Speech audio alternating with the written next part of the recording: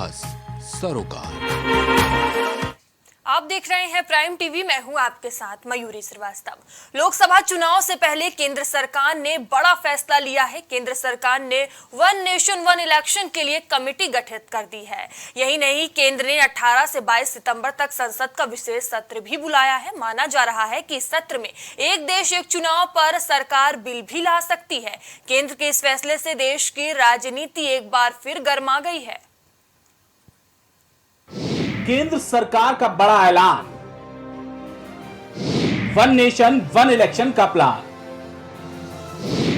एक साथ चुनाव, कमेटी देगी सुझाव, 24 की तैयारी विपक्ष पर पड़ेगी भारी, केंद्र के ऐलान से विपक्ष क्यों परेशान। लोकसभा चुनाव की तैयारियों के बीच केंद्र की मोदी सरकार ने देश में एक ही चुनाव कराने को लेकर बड़ा फैसला किया है। वन नेशन वन इलेक्शन पर एक समिति का गठन किया है और पूर्व राष्ट्रपति रामनाथ कोविंद को समिति का अध्यक्ष बनाया गया है। यह समिति इस मुद्दे पर विचार करने के बाद अपनी रिपोर्ट सौंपेगी, जिसके बाद ही तय होगा कि आने वाले वक्त में क्या सरकार लोकसभा चुनाव के साथ ही सभी राज्यों में विधानसभा चुनाव कराएगी या नहीं। कमेटी का गठन ऐसे वक्त में हुआ है जब केंद्र सरकार ने 18 से 22 सितंबर तक संसद का विशेष सत्र बुलाया है। ऐसे में यह भी संभावनाएं प्रबल हो गई हैं कि केंद्र इसी सत्र में इस पर बिल भी ला सकती है। ये डेमोक्रेसी, जहां मैं कर्नाटक से आता हूं, कर्नाटक से 12th सेंचुरी में डेमोक्रेसी था।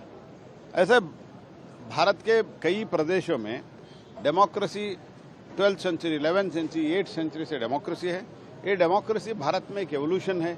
ये एवोल्यूशन में अभी नया नया जो विषय आता है देश के हित में, उसका तो चर्चा तो करना चाहिए। तो चर्चा करने के लिए कमेटी रचा दिया गया है। तो इसका अर्थ ये नहीं है कि कल से ही हो जाएगा, ऐसे तो हमने थोड़ी कहा है। एक देश एक चुनाव का मतलब देश में होने वाले सारे चुनाव एक साथ कराने से है। आजादी के बाद से 1952, 1957, 1962 और 1967 में लोकसभा और विधानसभा के चुनाव एक साथ ही होते थे। लेकिन 1968 और 1969 में कई विधानसभाएं समय से पहले ही भंग कर दी गई। उसके बाद 1970 में लोकसभा भी भंग कर दी गई। इस वजह से एक देश एक चुनाव की परंपरा टूट गई। लेकिन इस प्रथा को बाद में खत्म करके विधानसभा और लोकसभा चुनाव को अलग अलग से कराया जाने लगा। अब जब केंद्र की मोदी सरकार ने इस दिशा में फिर से कदम बढ़ाया है, तो बीजेपी और उसके सहयोगी दल इसके फायदे बताने में जुट गए हैं। केंद्र के इस कदम से 2024 के लिए बिछ रही सियासी बिसातों के बीच अचानक राजनीति में उबाल सा आ गया है। विपक्ष केंद्र के द्वारा उठाए गए इस कदम के वक्त पर सवाल तो उठा ही रहा है, साथ ही वो केंद्र पर तीखे हमले भी कर रहा है। और आज जो बात ये कहना चाह रहे हैं कि एक देश एक चुनाव, मैं पूछना चाहता हूं उस विषय में क्या होगा जहां पर विधानसभाएं का कार्यकाल अभी बीच में है।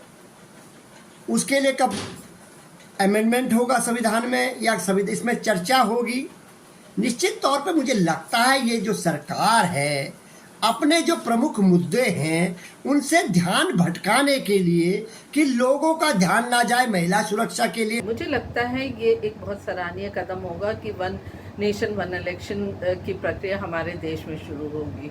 एक समिति बनाई गई है जो इस पर होने वाली समस्याओं का निदान करेगी और निदान करने के बाद जनता के सामने वन नेशन वन इलेक्शन आएगा। देश में एक देश एक चुनाव को लेकर बीजेपी में लंबे वक्त से मंथन चल रहा है।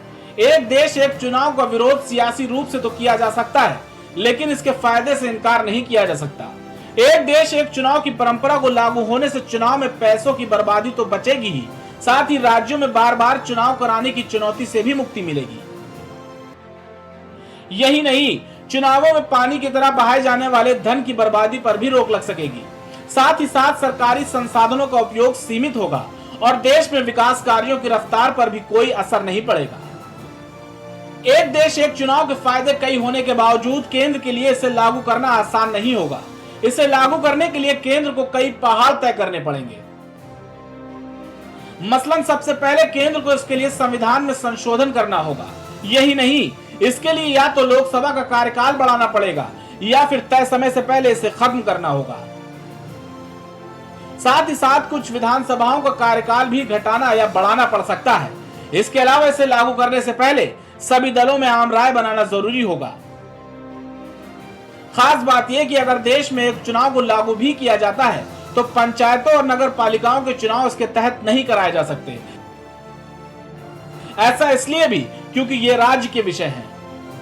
फिलहाल केंद्र ने वन नेशन वन इलेक्शन पर कमेटी बनाकर इस दिशा में कदम तो बढ़ाया है, लेकिन केंद्र सरकार की कुशलता की अगली परीक्षा अब यहीं से शुरू होती है।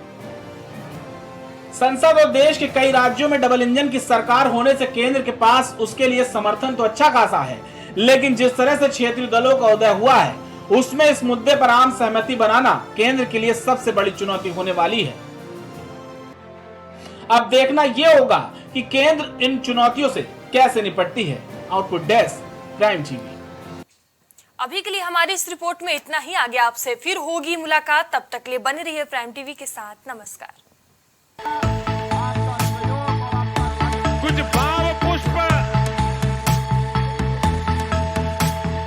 आप देख रहे हैं प्राइम टीवी, सच